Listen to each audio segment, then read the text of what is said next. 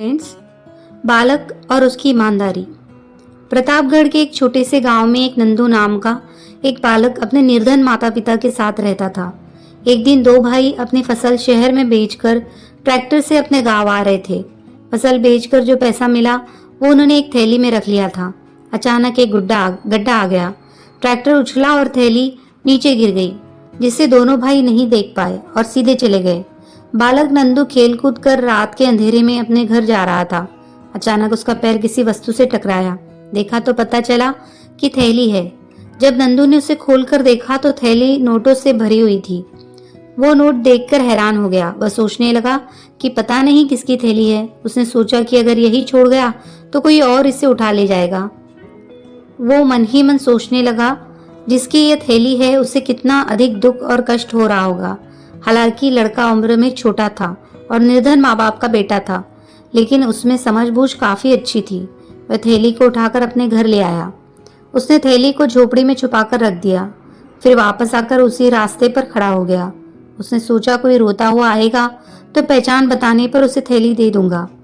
इधर जब थोड़ी देर बाद दोनों भाई घर पहुंचे तो ट्रैक्टर में थैली नहीं थी। दोनों भाई ये जानकर निराश हुए।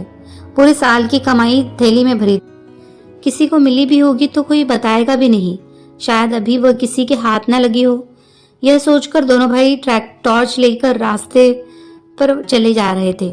छोटा बालक नंदू उन्हें रास्ते में मिला। उसने उन दोनों से कुछ भी नहीं पूछा, लेकिन उसे शंका हुई कि शायद वह थैली इन्हीं की हो। उसने उनसे पूछा, आप लोग क्या ढूंढ रहे हैं? उन्होंने उसकी बात पर कोई ध्यान नहीं दिया। उसने दोबारा पूछा, आप क्या ढूंढ रहे हो? उन्होंने कहा, अरे कुछ भी ढूंढ रहे हैं, तू जा, तुझसे क्या मतलब।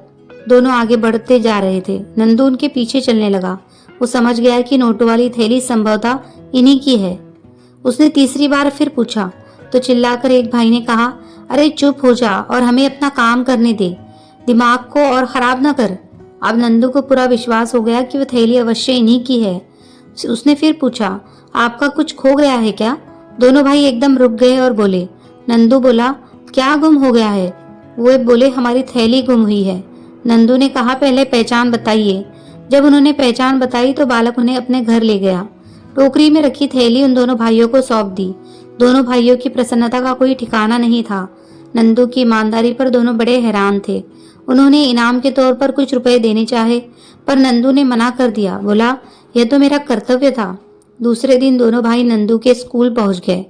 उन्होंने बालक के अध्यापक को पूरी घटना सुनाते हुए कहा, हम सब विद्यार्थियों के सामने उस बालक को धन्यवाद देने आए। अध्यापक ने बालक की पीठ पर थपथपाई और पूछा, बेटा, पैसे से भरी थैली के बारे में अपने माता पिता को क्यों नहीं बताया?